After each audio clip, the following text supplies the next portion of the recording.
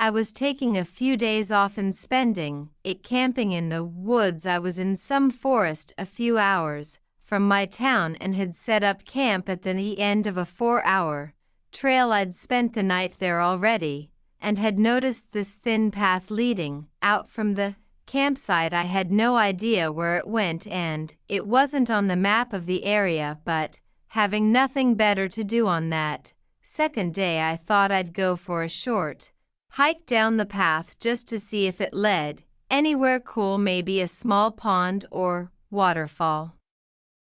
Or something. I brought with me a backpack with food and water in case I'd be out longer than expected walking through the trail. It was very obvious that almost nobody used it, or at least hadn't used it in a long time, maybe even years. It was very thin and overgrown in a lot of sections, and I didn't see any signs of people like shoe prints or anything. This went on for several miles, taking around 2 hours before I found the end, and it wasn't what I expected. There was a house or cabin sitting in the woods. At first sight, there was no mistaking that it was abandoned. Moss and vines were growing out of the wood, sighing, and the doors and windows were all open. Before approaching any further, I looked around at my surroundings, just checking for anything, as this wasn't a normal thing to just stumble across. The woods were calm and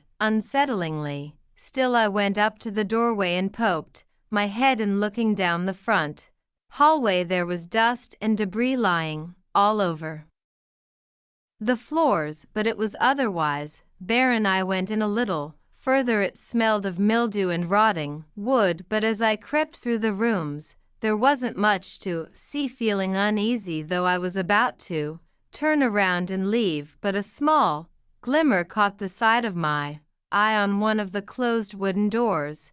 The handle had been ripped off and replaced by a silver padlock. It almost looked brand new and matched nothing else in the house. My curiosity immediately had me thinking of why there was a padlock on the door to an otherwise empty and ruined cabin. The more I looked at it, though, that uneasy feeling just took over me, and I couldn't get myself to investigate. I quickly left the house and went back to the path.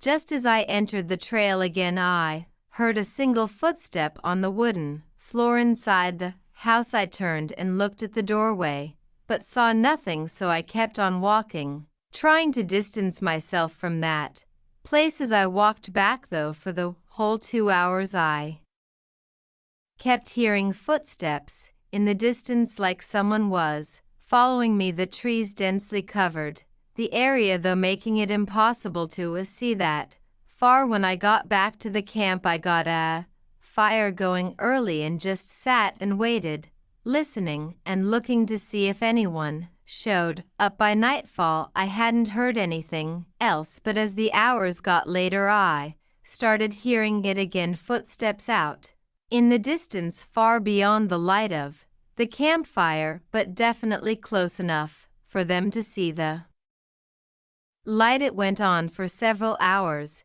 hearing a line of footsteps every 10 to 15 minutes. Still, though, I was never able to see them, and eventually it got so late that I knew I had to sleep, so I left the campfire going. As I got inside my tent, I was in and out of sleep for the rest of the night, waking up at every small sound the woods made. After getting almost no sleep, I left what the cabin was doing there, and whoever had followed me that night, I'll never know. I can't say what they intended to do, but their disturbing stalking behavior only lets me assume the worst. But I can never seem to stop thinking about the disturbing possibilities of what was behind that locked door.